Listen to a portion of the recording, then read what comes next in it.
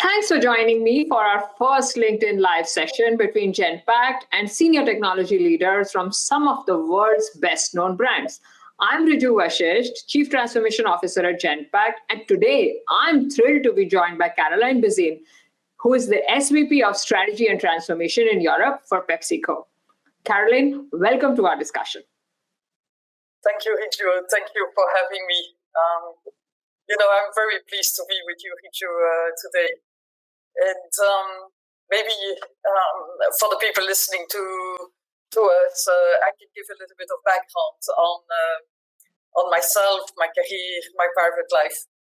So I started my career in Belgium in Procter & Gamble as a systems analyst.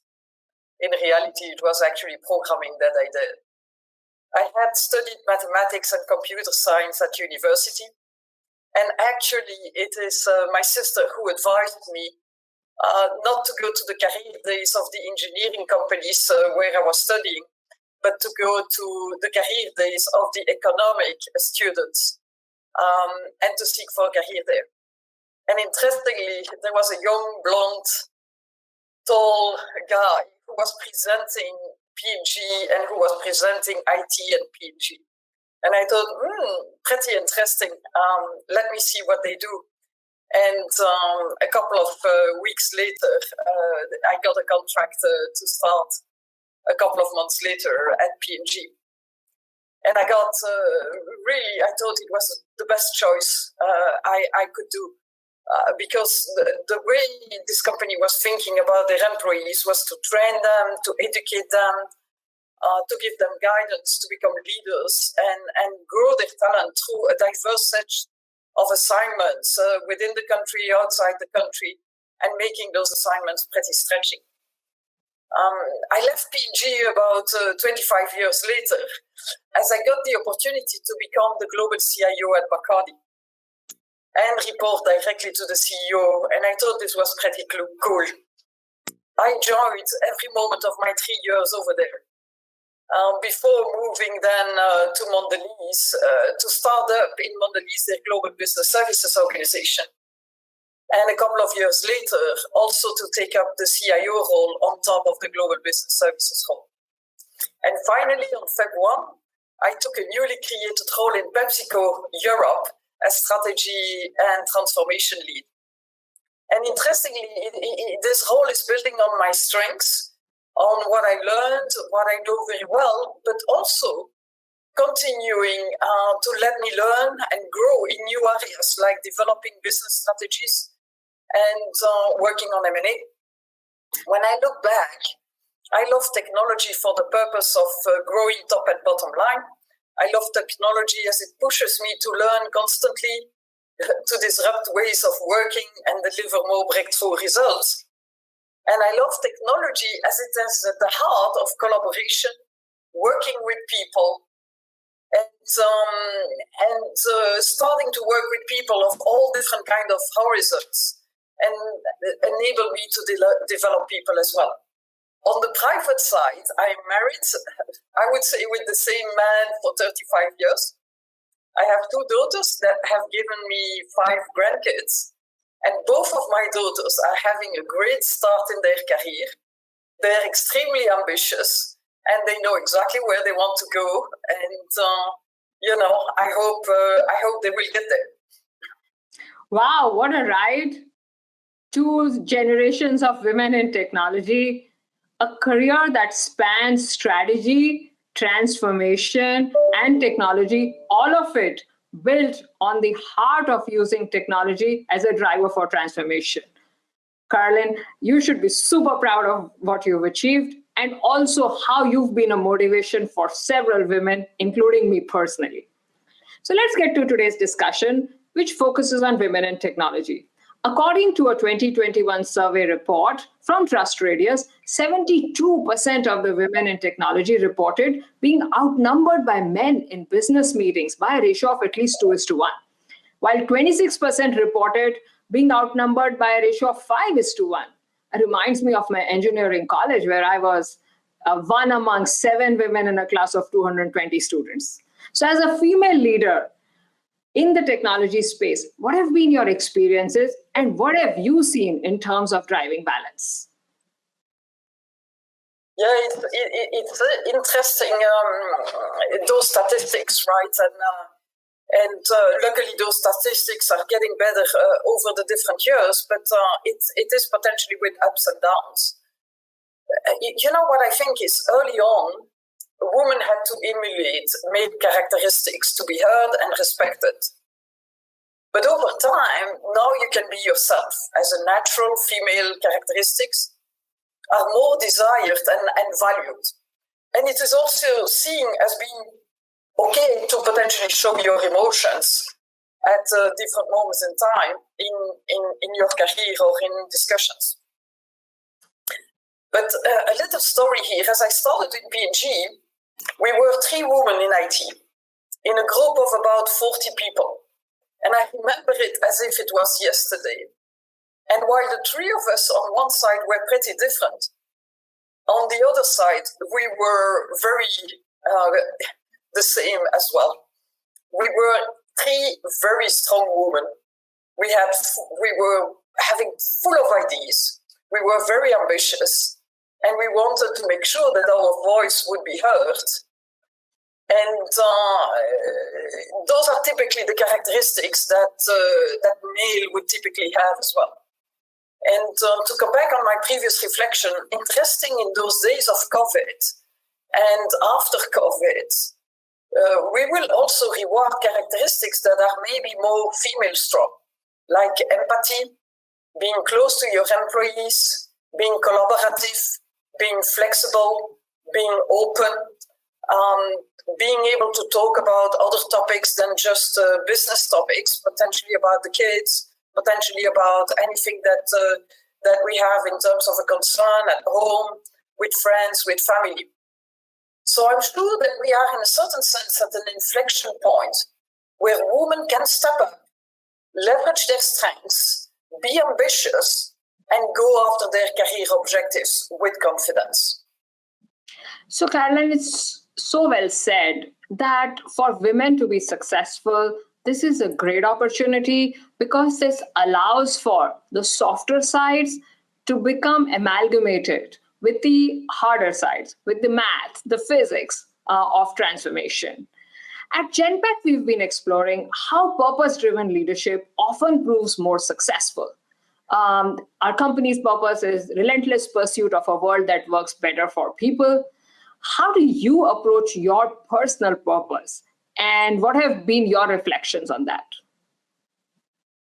Yeah, it's really interesting because if I think about my purpose in life has changed over the years, right? At the beginning of my career, when I got married, I got the kids, focused more on the family, maybe focus more on also helping my husband in the sense of the financial side. But at the end of the day, when I reflect back and I talk back with my husband, purpose has been about happiness. And obviously being happy means a lot of things. And you may not see directly the link, but when I look at my career purpose and also in this pursuit of happiness and satisfaction, my purpose has always been 2 lenses. And interestingly, it has been business growth and talent growth, and getting satisfaction out of both of those. Business growth is simple for me. You develop a strategy, you have goals that you want to achieve, that you want to potentially exceed. You have a real passion for that strategy and those goals. You're committed for it. You're creating a motivational and inspirational atmosphere around you with internal and external partners like yourselves, like your own organization. And let's say through a winning ecosystem you create around you, you get to this objective. And what you realize is that when you have winning organizations, you have always people who love to join those winning organizations. And then if I talk about the second one, about talent growth, yes, it's about, yourself, myself, but very quickly when you develop in your career and you become a manager of others, you get a lot of satisfaction about developing your direct or indirect teams. And honestly, my proudest moments in my career have always been the moment when I could announce the promotion of people in my team. It was looking like a personal achievement of hard work by the person and hard work about yourself in terms of coaching, in terms of guiding. And it is so rewarding to see. And a little story about this, and obviously I'm in a certain sense pretty senior and have quite some career moments behind me. But I'm on a WhatsApp group and also a broader network of about 40 global CIOs or CIO -1. And they're all from P&G, Bacardi or Mondelez, the biggest part from P&G, obviously. And about 75% of them used to work for me, and I had a chance to participate in their growth. And they contributed to my growth as well. And I'm also very proud of that. And the only little hiccup is you could ask the question, how many women are part of this 40? And I think it's about 5 or 6 if you can't be into that group.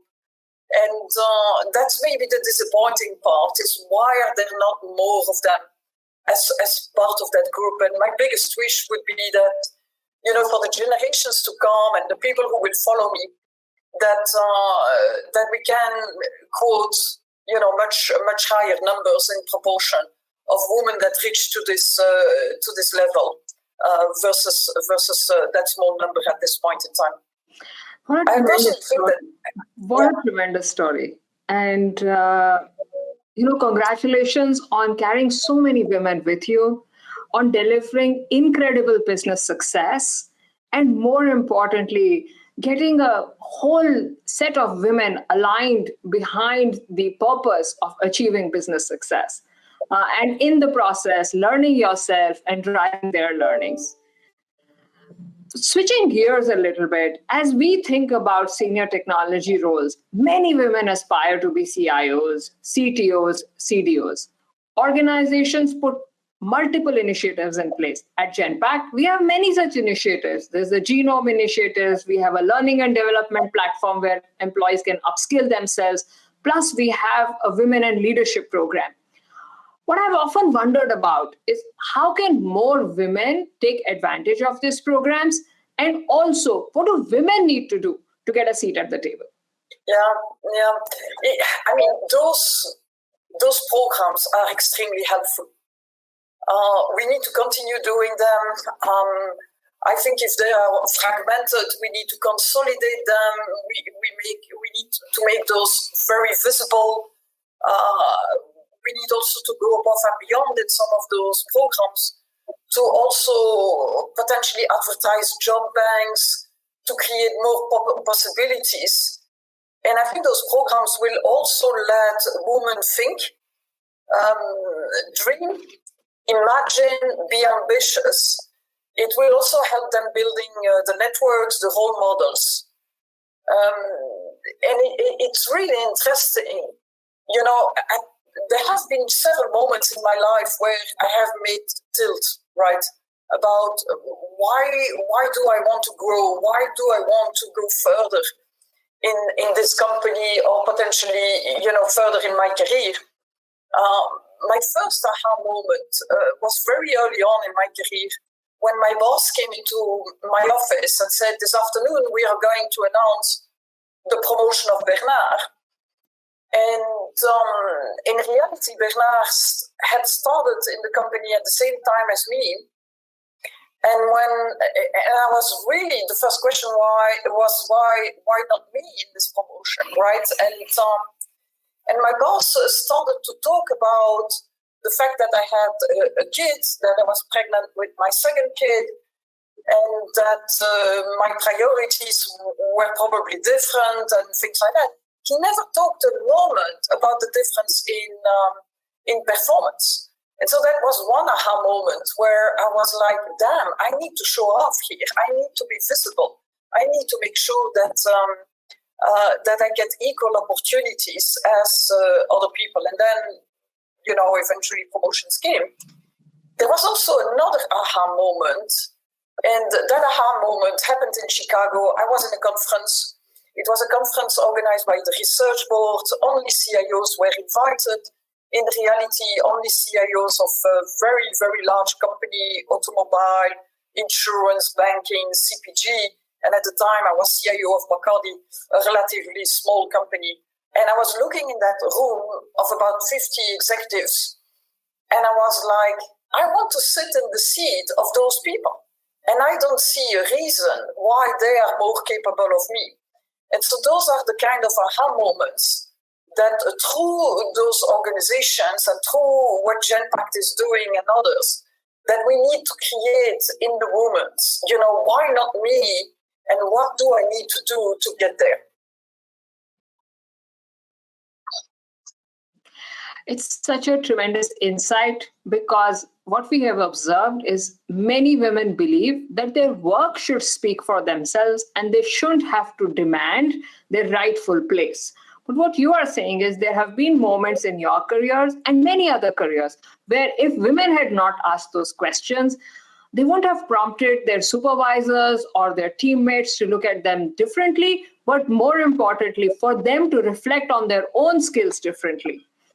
And when you and I were, talking about this, and you talked to me about how your young grandkids display completely different behavior and how it's so important that when children start young, you begin to inculcate in them a balance of choices, a balance of, playing the Legos and the Barbies. Yes, it's really interesting.